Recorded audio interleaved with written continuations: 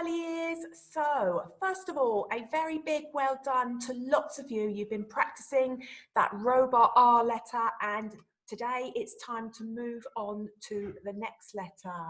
Now, first of all, if your child is still finding it tricky with the R, keep going with the R, because as we move on, you'll see it just progresses on. So if they haven't got that pattern, they can't actually move on. So don't worry, don't panic, because once they've got that R pattern, once they've got that initial R, they will then be able to do the other one. So you have to make sure that that's really secure. So I'll show you a couple of different things that we can do to help them that we've been working on this week in school for those children, but keep going with it. And if they're really struggling to sit at the table with it, don't worry, go off and do it active, go and do great big magic ones with your R. If they've got lightsabers at home, you can use those to do your formation, or if they've got wands, you can use those. All different things to engage them. If you go to the park, get a stick and do it in some mud, that really engages them. They really like that. So they can practice all of that outside, being active, having fun. So we're going to move on, and we're going to look today, we're going to move on to the letter N. So I'm just going to share this, and we're going to look at this one together. Bear with me a moment. Okay, so this is the letter we're going to move on to. So you can have a look, and there is the robot R, the R, and as you can see, you're going to do exactly the same, and then we're just going to come down. So you're going to do exactly the same pattern for the R, we're just going to add on at the end. Once again, is it up in the sky? No, it is not in the sky. Is it underground? No, it is not underground. So this letter sits on the line. It stays really sat on the line there. You don't need to go past the line, and it doesn't need to go up and touch the line. If your child is doing large ones, don't worry about this. But for those children that have got the formation and they're focusing now on neat formation, be really specific about this, because it saves them having to relearn it again in year 1.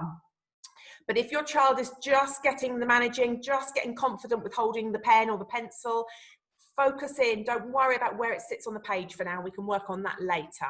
So with this one, okay, first of all, don't forget to watch the hand warm-up video to warm their hands up. That's actually really important, and it sets their hands up and it gets them all ready for this lesson.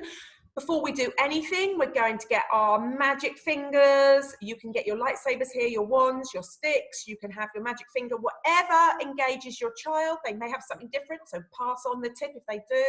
And where do we start? So when we're doing this, look at here, and we go and start on the line. So as I've got the N on the screen, use this as your guide. You're going to start on the line.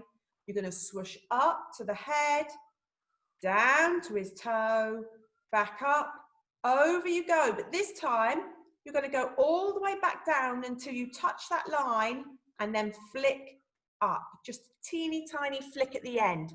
So let's just have another look here. We start on the line, we swoosh up to his head, down to the toe, back up, over we go. And if we were doing the R then, we would have stopped. We're going to go down. As soon as you touch that line, you stop, and a little flick out. Okay, so say the rhyme with me again. Start on the line, swoosh it up to the head, down to his toe, back up, over we go, all the way down to the line, and flick. Well done. So keep practicing that one with your magic fingers or your wands. You can do great big ones, you can do little ones. Get the rhyme going, practice that before you even move on to paper.